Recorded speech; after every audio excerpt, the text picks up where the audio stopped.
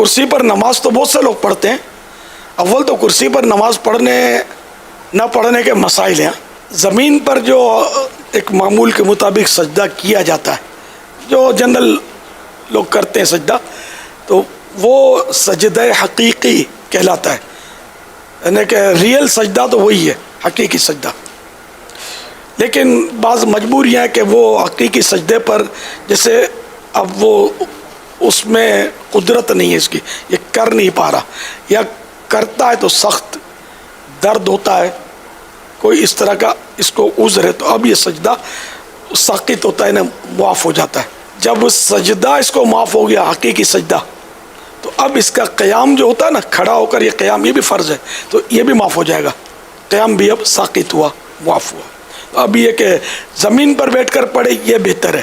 اب بعض صورتوں میں کہ زمین پر بھی بیٹھ کر نہیں پڑھ سکتا، تو اب یہ کہ کرسی پر بیٹھ کر پڑھنے کا طریقہ جو ہے نا، تکبیر تحریمہ اور ہاتھ باندھنا تو وہ سیم ہے، کہ اس میں کوئی رکاوٹ جس کو نہیں ہے، اللہ اکبر یہ ہاتھ باندھ لیا. اب یہ جو بھی پڑھنا ہے سورہ فاتحہ وغیرہ یہ پڑھیں. اب رکوع اور سجدہ اس میں تھوڑا دھیان رکھنے کا. اچھا، رکوع کا تعلق یہ جو اشارے سے نماز کہلاتی ہے. اشارے سے جو نماز پڑھی ہے اس کا تعلق کمر سے نہیں ہے، توجہ رہتی نہیں ہے، کمر جھکی ہوئی ہوتی ہے. تو اصل جو ہے نا، سر سے اشارہ کرنا ہے رکوع کا. تو اب جیسے یہ، اور ٹیک بھی اگر ضرورت نہ ہو تو ٹیک نہ لگائے. اس کے لیے اگر کوئی وہ بغیر ٹیک کا سٹول ممکن ہو نا، بڑا بنوا لے. اب جب اپنے آسائش کے لیے طرح طرح کی چیزیں بنوا ہی رہے ہوتے ہیں ہم، تو ایک سٹول بھی بنا لے نماز کا، گدی وغیرہ ڈلوا کر، تاکہ اس کو تکلیف کم سے کم ہو. تو بغیر ٹیک لگائے، کیونکہ ٹیک لگانا بغیر ضرورت یہ مکروہ تنزیہ، ناپسندیدہ ہے. تو اب یہ کہ یہ بیٹھے ہیں اور رکوع اب کرنا ہے.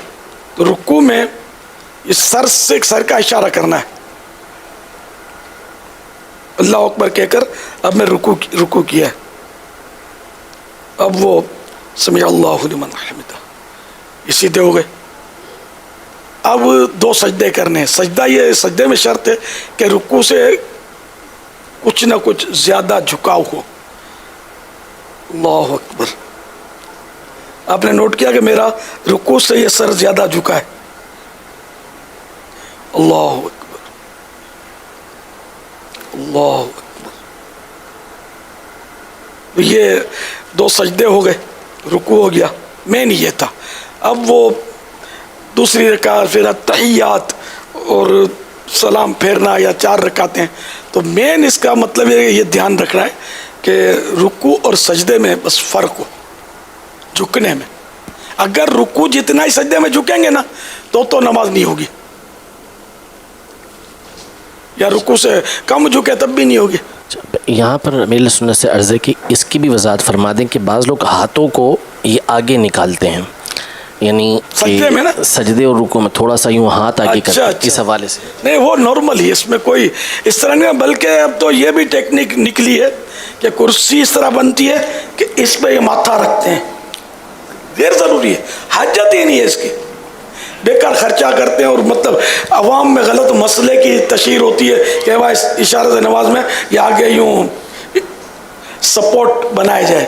آگے ہاتھ نکالنا وہ یوں ہونا کہ جیسے زمین پہ جیسے ہاتھ رکھتے ہیں نا، اشارہ جیسے زمین کی طرف چلے گئے، تو یوں جیسے کہ رکوع میں یہاں تک، رکوع میں گھٹنے پر ہاتھ تھا، تو اب چونکہ سجدے میں زمین پر ہاتھ ہوتا تو یہ آگے ہاتھ لے جاتے ہیں، تو اس لیے یہ آگے ہاتھ شاید اس لیے نکالتے ہیں. غلط فہمی ہے، اس کی حاجت نہیں ہے.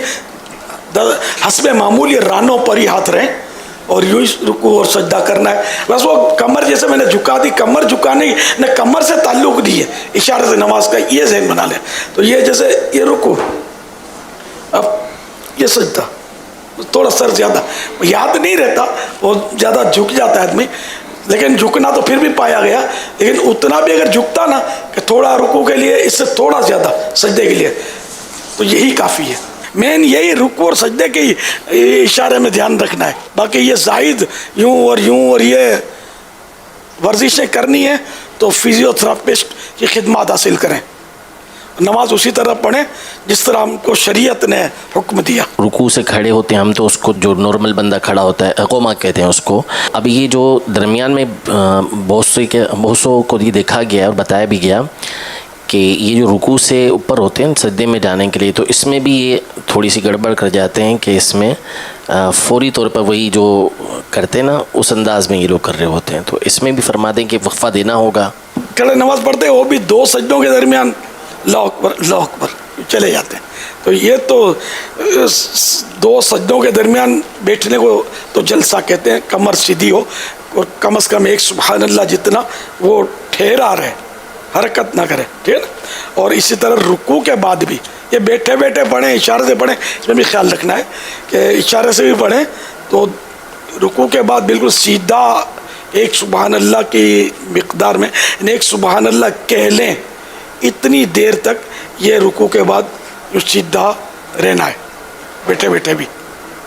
सिर्फ 2 सजदों के दरमियान भी सीधा बैठना है 1 सुबहान अल्लाह कहने जितना, कि ये तो वाजिबात हैं, तादील अरकान इसको कहते हैं, इनका भी ख्याल रखना है।